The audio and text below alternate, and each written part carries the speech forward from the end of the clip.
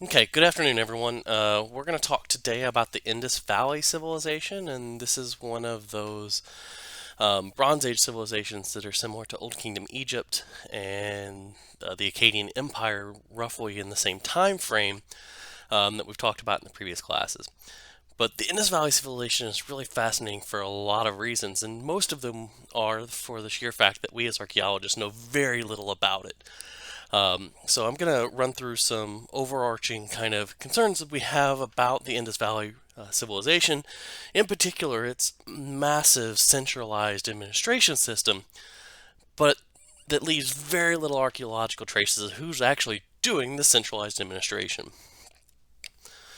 So the Indus Valley civilization emerges out of the Neolithic Maragara tradition that we talked about for the second exam here in the Indus River Valley system.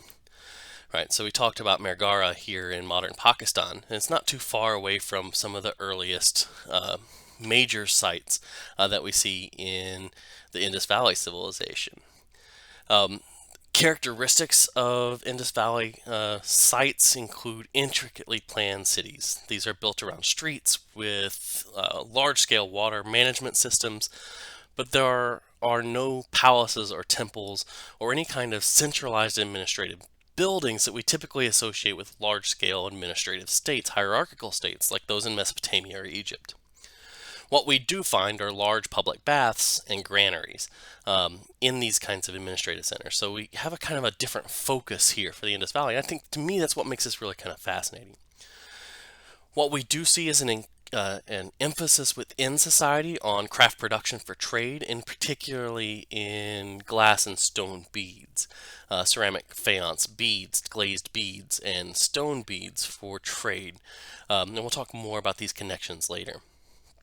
So, what you're looking at here in the map is the map of the mature Harappan phase, the kind of the height of the Indus River Valley civilization, and what makes this kind of fascinating is here you have an extremely predictable river valley system. Indus floods twice a year, making it one of the most fertile and regulated valleys in the entire world. So this is an area of intense agricultural production, and it supported a large population. This is probably the largest population center in the world at the time.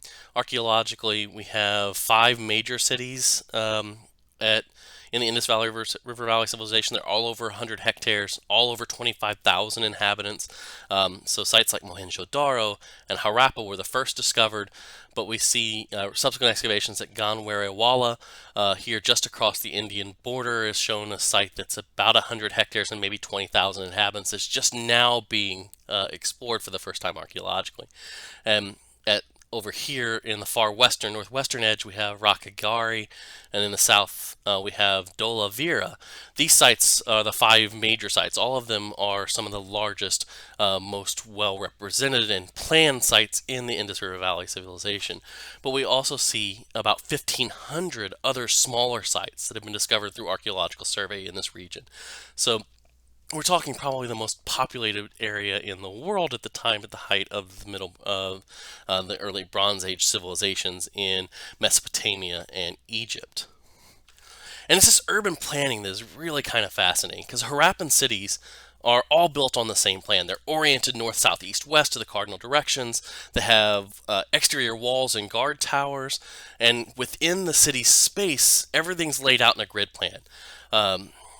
This would make modern urban planners in cities like New York, Chicago, jealous for the rigidity and overall uh, commonality of these plans.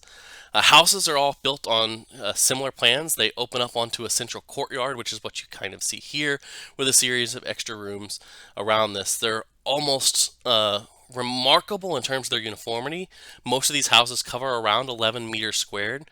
Um, but there are very few large houses and very few small houses. And this is one of the things that's been kind of incredibly fascinating for archaeologists, right? When we see this type of large scale urban planning, we generally assume that the planners, right, built something in for themselves, right? That whoever's in charge of this takes advantage of that system. They skim a little off the top, so their house is a little bit bigger, or maybe even a lot bigger when we start looking at things like the Iana complex and the palaces that are associated with Uruk, or the large-scale administrative centers that we see spring up around the pyramid construction at Giza. All of that's absent in Harappan society and the Indus Valley civilization. All construction was done with standardized mud bricks or stonework. Basically, all bricks are the same size, and that's an incredibly, again, points to the importance of this kind of centralized administrative system. Right? All of these bricks are made out of molds that are the same size, and that allows these houses to be built on uniform plans. Now, the larger cities like Mohenjo-Daro and Harappa that we'll talk about later are divided into distinct neighborhoods, oftentimes with distinct citadels or cities that are apart from the lower town. So to the west of these residential areas, we have those citadels, and that's where we see the construction of those ritual and administrative centers. Those great baths and large granaries and warehouses and assembly areas are all located in the citadel. In the lower town, which is what you can see here at Mohenjo-Daro, the same type of thing here. You see one of these major thoroughfares and all the alleys and side streets that are run off in a grid-like plan around these individual houses. So there's a lot of care and planning that goes into this. And that's even more obvious when we look at the water systems. Each Harappan settlement contained freshwater collection systems, that is, that brought water from the river valley systems, but also collected fresh rainwater during the monsoonal seasons and stored it into large public pools and wells. So, right, what we can kind of see in the video here in the upper left is one of the great bath at Mohenjo-Daro, this large public open area for presumed to be ritual bathing or purity rituals around this is kind of the typical assumption. But in the upper right, we can see the kind of ways that this also leads to you collect fresh water, but you run off wastewater. And so in the upper right, what you see is a toilet. Right, each household had a system of baths and toilets that ran through vertical shafts and had flowing water that ran sewage away from the city. This is something unheard of in modern medieval European society, right? The sewage system here would have made 18th century London blush, right? So what we can see is an intricately planned city that's built both above ground in the streets, but below ground with this fresh water collection systems and sewage systems. Households themselves, each individual households had toilets, and some of the larger households had baths within the household.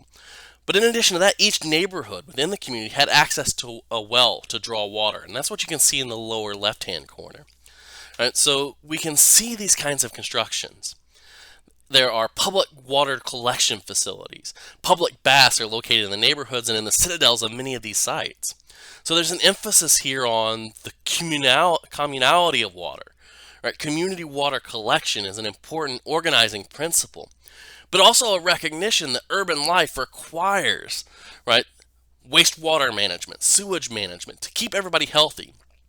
So there's a lot of emphasis within the overarching plan of Harappan society to maintain that level, that status for everyone inside the city system.